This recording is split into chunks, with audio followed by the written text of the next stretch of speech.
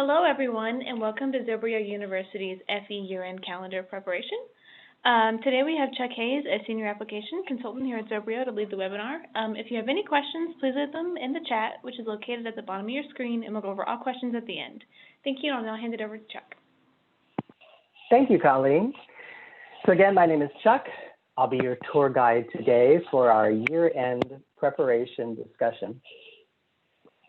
So let's talk about what we're trying to accomplish during our session today. We want to give an overview of some of the basic features or functionality within the Financial Edge or FENXT that impact what usually is referred to as year-end. Now, it could be fiscal year-end. Obviously, we're around calendar year-end right now, and they may be one and the same in your world. But we'll just go ahead and look at all of the settings because it might apply across the board depending on what you're dealing with. So we'll look at the whole thing about fiscal years because in Financial Edge, you have to have those set up, and it's super simple.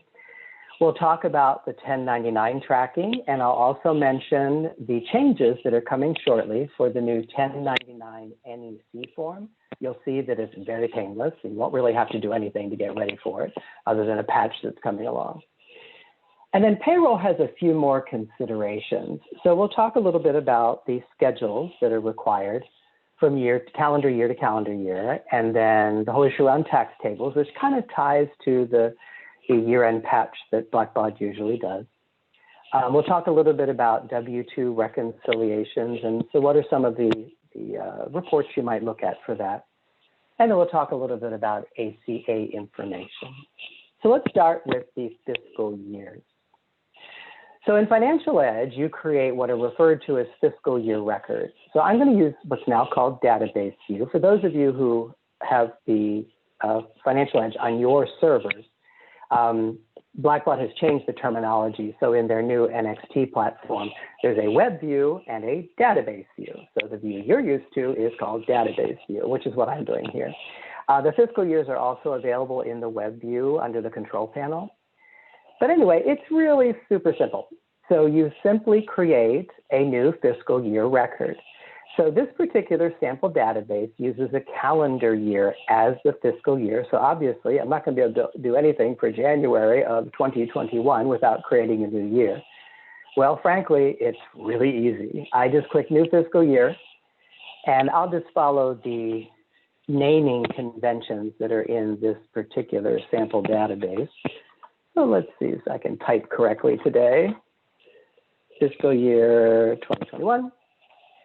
And as you can see, the system is well aware of what day the fiscal year should start. I won't be able to accidentally create a second instance of fiscal year 2020.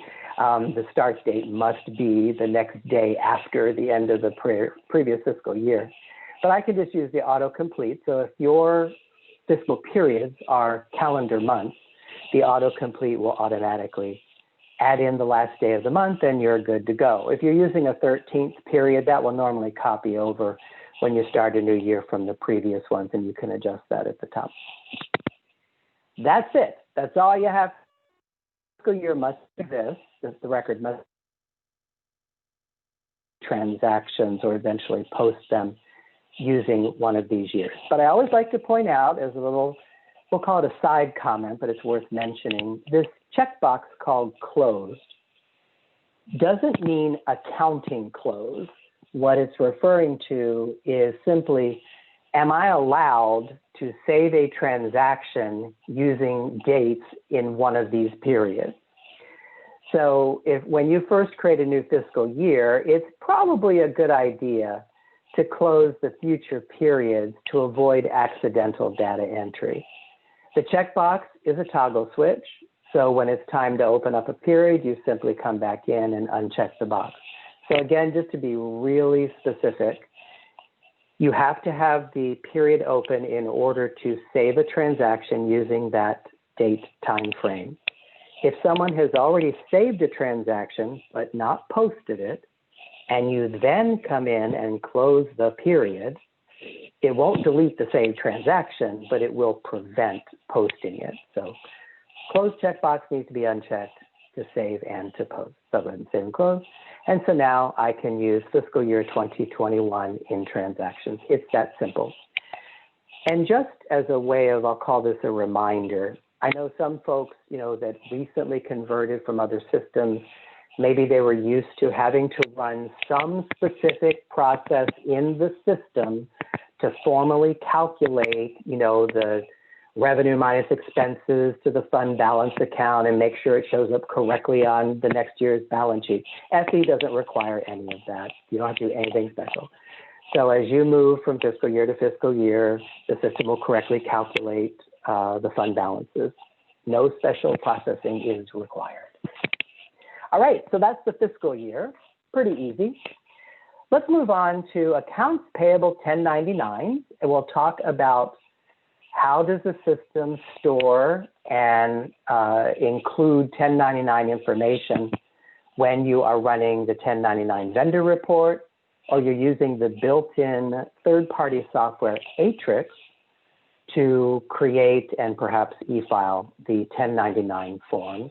Then we'll talk about the changes that are coming shortly for the 1099 NEC form. So I'm going to use this example of a vendor that in this database is designated as a 1099 vendor. So first of all, what really matters, and you'll see this in a little bit, what really matters for 1099 reporting is the payment record, believe it or not. It's not about any of this stuff here. Now, what I'm about to show you works its way over to the payment record, but it's really what's in the payment record. Because if you think about it, the IRS regulation, and I'm not officially representing IRS regulations, I'm just making a comment. The IRS regulation revolves around dollars that are paid during the specific calendar year, not when you created an invoice in financial ed. So let's just kind of trace the settings. So I'm in a vendor record, and you'll notice in the lower left, there's a button that says 1099 distribution with a check mark. This is simply a placeholder for what should happen for a new invoice for this vendor. So it's technically called a default setting, like, okay, when I create a new invoice, copy this into a new invoice so I don't forget to mark, the 1099 information. So you go ahead and set up, okay, what is it that normally happens with this vendor? So as long as you've got something here in the 1099 distribution button, then when you create a new invoice, the new invoice will automatically take the dollar amount of the particular invoice after you enter it, and it'll populate the 1099 distribution inside the invoice record. But as you can imagine, you could delete it, you could edit it, you could do whatever you want with the distribution. So the vendor setting is simply a placeholder, has nothing to do with reporting 1099 information, at least initially anyway. And it copies into the 1099 distribution of the invoice. Okay, that makes sense. However, the IRS rule is, so what the system does, when you generate a payment for an invoice, and where the invoice has 1099 distribution information in the invoice, that information is copied into the payment record. So this is the payment record that was used for this particular invoice. When I open the payment record, you will not see a button for 1099 distribution, but you will see a menu option under the payment menu, 1099 distribution. And lo and behold, this confirms that if I do a 1099 report for David Case for the right calendar year, I will see this $250. All right? So the vendor setting copies into new invoices. You can edit the invoice. That information will then copy over into the payment record. It's the payment records that are included from invoicing when you run the 1099 report. However, what about exceptions? So let's pretend there's a situation where you didn't set up the vendor with a default. And so you paid the invoice and didn't realize, oh, wait a minute, they're 1099. And the payment information, therefore, does not have the 1099 information because it wasn't in the invoice. Well, there is no option in FE to correct the invoice or payment directly. Once it's paid, it's over. But what you can do is create a vendor adjustment record. It's the equivalent of what's in the payment record, but it's done in the vendor record, and it's for when you have a circumstance where FE doesn't correctly know what's going on. So back on the vendor record, you'll see a button at the bottom, 1099 adjustment for the first tab. And you can add adjustments. You can have as many as you want, but you have to pick a date in the correct calendar year. If it's a situation where, oh gosh, we had 5 invoices, well, you could just total them up, whatever the correct amount is, use the December 31st date and be done with it. Or you could create entries for each that represent each invoice. But basically, this is an additional placeholder. One of the nice features about this placeholder is that you can store negative dollar amounts. So let's suppose you had a situation, a different situation than, oh, we didn't include 1099 information. What if you did include the 1099 information we looked at a moment ago? However, let's pretend that the vendor comes back to you and says, oh, I forgot, of this $1,000, $250 was to reimburse me for the expenses I had fixing whatever it was I was fixing. So you can't adjust the payment, you can't change the invoice, it's already been paid, but you can put in a negative $250, which is really unusual inside Financial Edge. So I just want to point out, yes, you can do this with the negative thing, because everywhere else you do positive numbers in FE, although you can in invoices do negative amounts. But anyway, you can use a negative amount. And so any adjustments for the correct calendar year will be included with any payment records with 1099 distributions for the same calendar year. And those will show up on the vendor 1099 report. That's located in reports under vendor reports, 1099 activity report. So you can run that report and everything will be just fine. And of course, if you do an audit every year, you're going through, okay, what's going on with our vendors? You can run other reports to figure out if anything was missed and then just create those adjustments if you need to. And then just by way of reminder, the Atrix, the built-in Atrix processing is under forms. And for those of you who have used Atrix before, when you create a form, you'll go through a process of Atrix opening up, and it'll do the updates, and it does them quite a lot starting now and going through January and February as it updates forms. And then through that interface, you'll be able to, it'll pull all the information that you would have seen on the vendor report. And then it will go through the process of creating the forms, and you can print them or e-file, et cetera. One additional little comment that was slipped in by Black a couple of years ago that might assist in Atrix. It's specifically a Atrix. Go back to David Kasich. You'll notice that there's a vendor type field at the top. Oregon individual was added a few years back. This is exclusively used by Atrix. And what happens is it has to do with how Atrix initially formats the taxpayer ID. So you'll see in this sample database, the taxpayer ID already has hyphens, in the positions for a Social Security number. Well, technically, I should label this one as an individual, because if I don't, and I go into Atrix, and David has some 1099 information, the column for the tax ID in Atrix will reformat the rest, even though I've got it correctly formatted in the taxpayer ID. So it's a good idea when you're doing your review of 1099 vendors to make sure that you have the correct organization or individual setting in the vendor record. Then you won't have to edit information on the Atrix side. Again, no matter what you've done with formatting here, this setting will be used to override that formatting in Atrix when you're reporting the 1099 information. Doesn't do anything else except that. All right. Lastly, while I'm here, let's talk about what's happening with the new 1099 NEC form. So Blackbaud had told us at the beginning of the year, oh, we're going to take care of it. You won't really have to make any changes. Atrix will correctly report everything on the new form. Well, just in the last month, or actually a few weeks, they've given some more specific information. So the next patch, patch 38, will be coming out sometime this month, they said. Like normal, they don't give an exact date. Those of you who are in FENXT, if you're getting the alerts on, maintenance things, that Blackbaud will automatically install the patch. And it's usually a week or two after the initial release, so it may spill into the beginning of January before hosting gets it.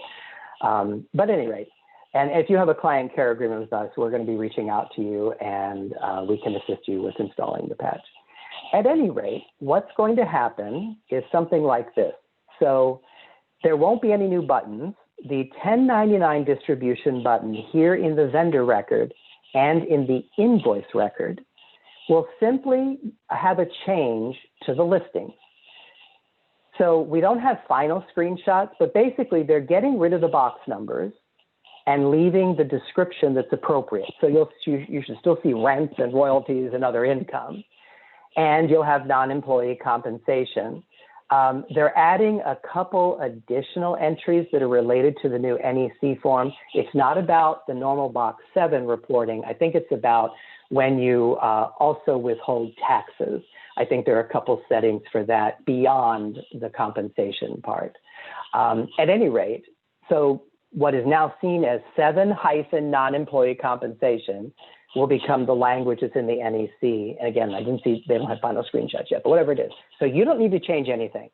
Everything you've got in the system under box 7 will stay where it belongs.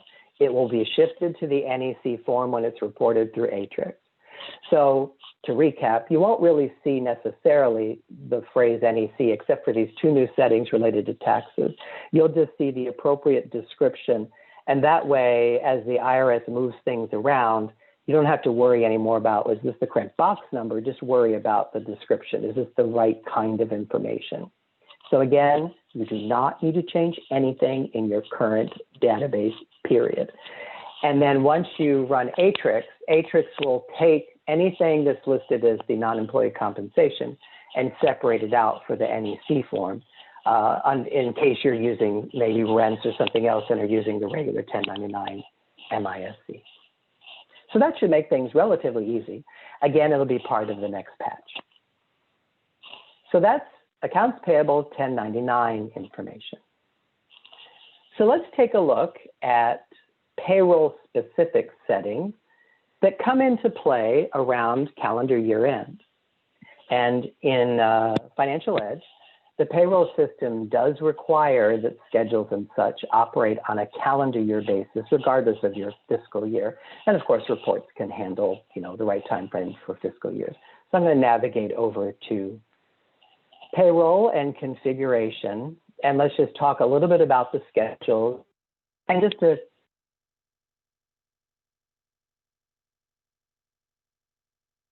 remove us, we'll be glad to assist you with this. So as you know, schedules are used to handle the components of pay. So pay types, deductions, benefits, what are your pay period end dates is what's included in the schedule. And are there exceptions for, a particular deduction uses a different schedule? Maybe it skips a couple times a year, things like that. So in order to process payroll using a date in the next calendar year, meaning a period end date, or possibly a payday, but mostly it's the period end date, then you need to create the schedule for the next year. And just another reminder, you want to keep the schedule ID the same from year to year, and then the system will automatically handle, okay, I'm now in 2021, so it's time to use that schedule. So let's say that I've got a biweekly schedule, and this is where the biweekly can get a little confusing for what could be the first pay period of the new calendar year, depending on where the 2-week end date falls. So I just want to make a couple comments about that. So first of all, a little tip that isn't well documented by Blackbaud, but if it's time to create a new schedule, the best thing to do is simply, so you open the existing schedule. So it's like a 3-step process. You open the existing schedule, and then you do a save process, which seems unusual, and then you load in the defaults for the correct year. So if you just start a new schedule from scratch, you have to fill in everything, and that can get a little messy. But Actually, you know what? I'm mixing up tax tables and schedules. I apologize. You were going to use the copy from feature, but honestly, it's just as easy to start a new schedule. So I do apologize. I started to speak about tax tables instead of schedules. That was my mistake. But you can use the copy from, and then the system will take over and copy the existing schedule that you have highlighted, or you could start from scratch. I'm going to use the copy from just to talk about, well, wait a minute, that's not exactly what I want. So when you use copy from in this example, the system isn't quite smart enough to know that actually my previous year's schedule would mean that we should start on January 8th as our next period end date. It actually didn't do it correctly. So it's not completely what I would prefer to call a copy from. All it's really copying is the ID and is guessing what you want. So in this example, I should have had an end date of January 8th as the end date for the first pay period in 2021. So you have to kind of know that ahead of time. Well, it's actually a pretty easy fix. I can just go over here on the left to starting on, and I can say, well, and this, I know that the phrase says starting on.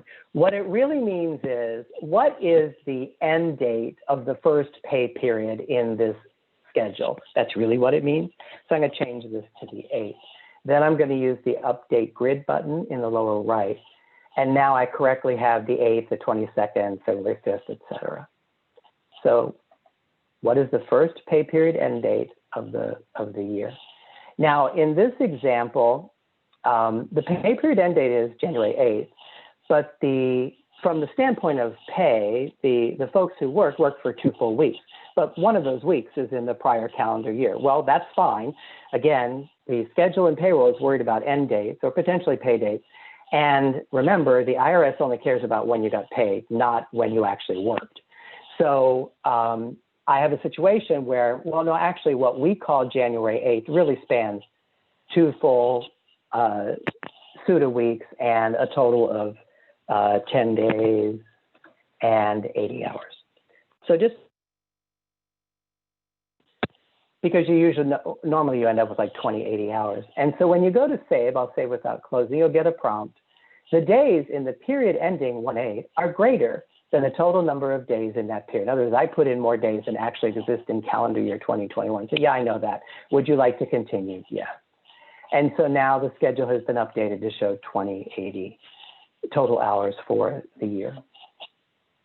Okay. So I can go ahead and create the new schedules. And then just a couple comments around this, because it can get a little, you basically have to do an analysis of where are we using schedules. Yes, the employee schedule, if it's biweekly, will be taken care of automatically once you create the schedule, you do the first pay period in January, you'll get a prompt, hey, do you want me to update the employee schedules? You're done.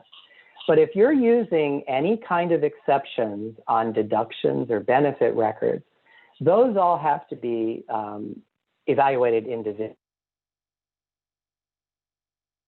on each deduction, or redo configuration to have the new schedule, and then use the wizard to expire the existing deductions and put in the new, the current one in configuration with the new schedule. Usually it's easier just to update them individually.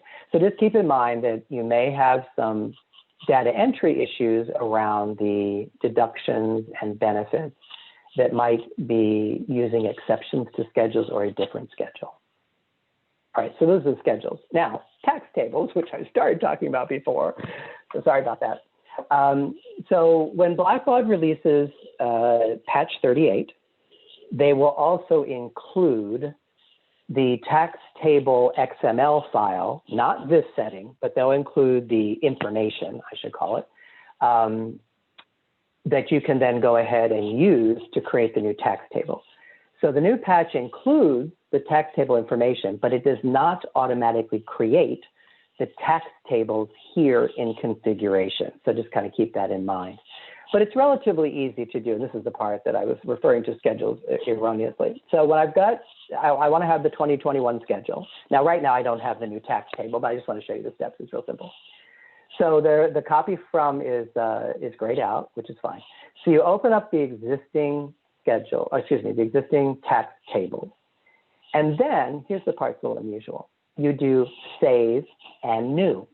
Now, normally you would think a new record is going to be completely blank. But that's not the case with tax tables. Instead, the system copies over everything. Now, there are two pieces of everything. When I'm referring to everything, I'm referring to tax rate information and your general ledger distribution settings. Both of them are copied. If you started a new tax table from scratch, you'd have to type in every GL distribution setting, which is very cumbersome. So I'm referring to, in this upper right, the GL distribution button, all these settings for employee expenses and, what are the liability accounts, et cetera. That all gets copied over. Okay, so far so good. But of course, we're using the prior year's tax information. So once the new XML file is available, and again, if you have a client care agreement with us, we'll help you with this, then all you have to do is, after you've done the process I just did, you'll go up to the federal menu, and there's something called Restore Defaults, which again is a little cryptic. And what this will do is give you access to the tax table settings that you've loaded on your machine, if they're loaded in the correct spot. Now, this may be a situation where you download it separately or we give it to you separately. Like, for example, with the hosting folks, like at NXT, you still have to do this process, and we can help you with the XML table. But anyway, then I would pick 2021. I don't actually have the correct 2021 table yet, but you would select 2021, and then the system would load those values from that new table and replace the tax information. So it's relatively easy.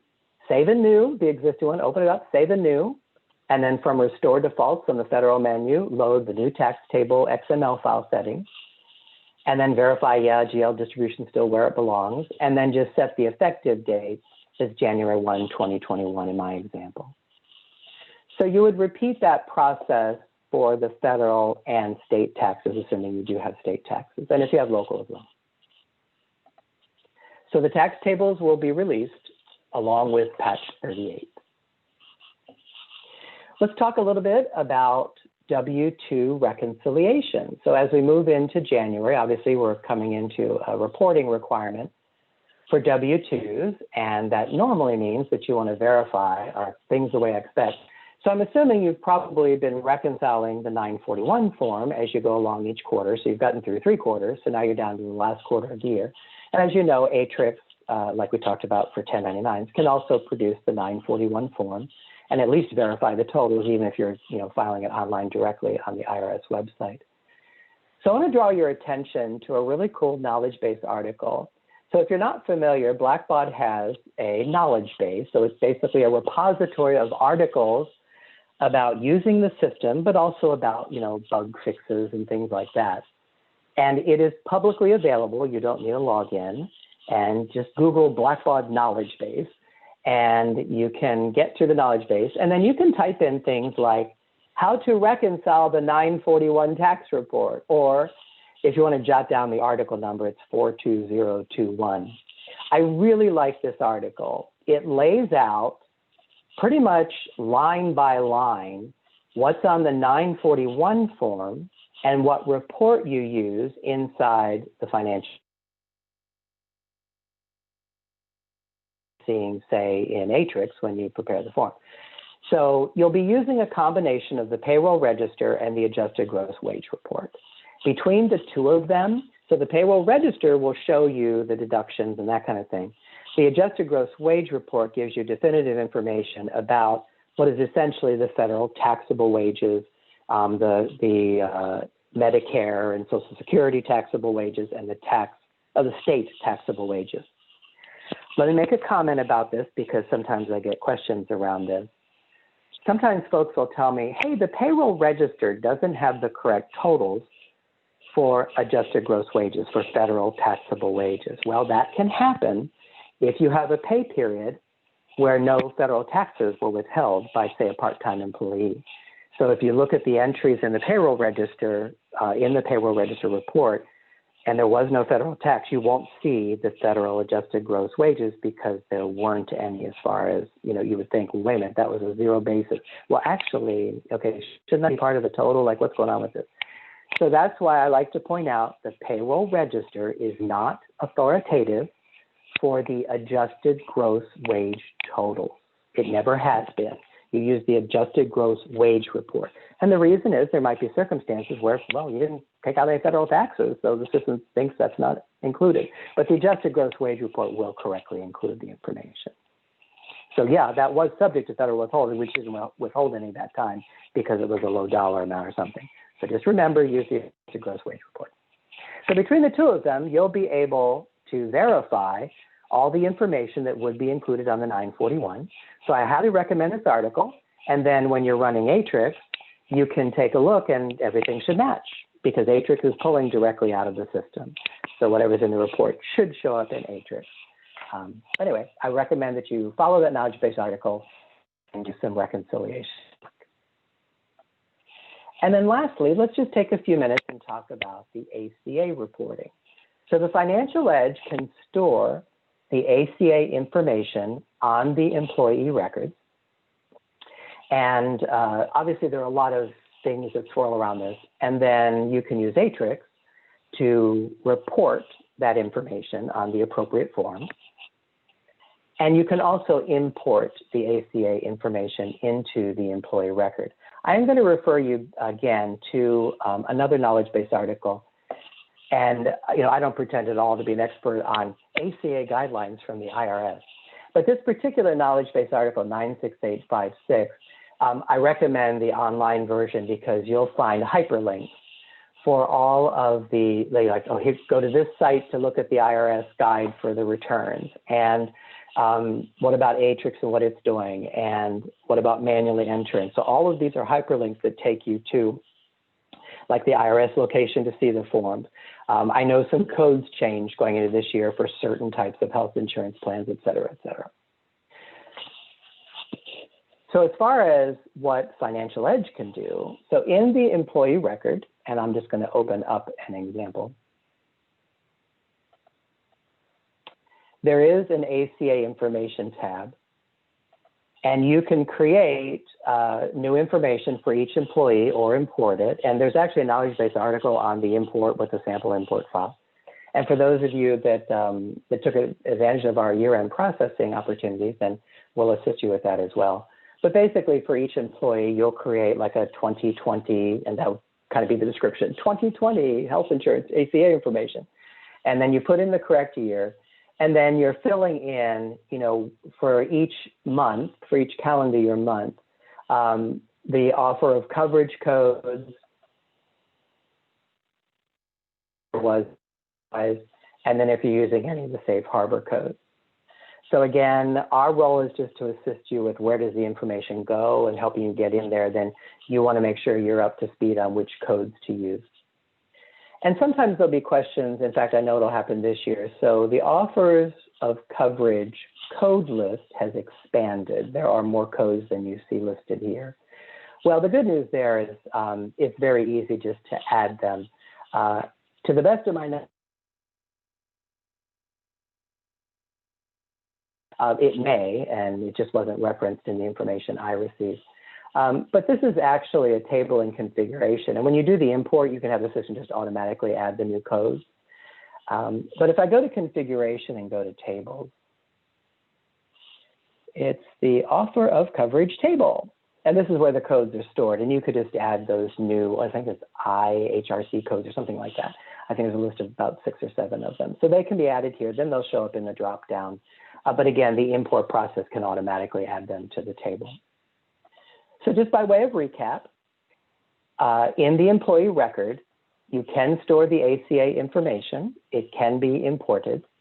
And then Atrix, the built-in software, will then pull for the correct calendar year, the information that's been added to the employee record and include it in the appropriate, 1095, 1094 forms.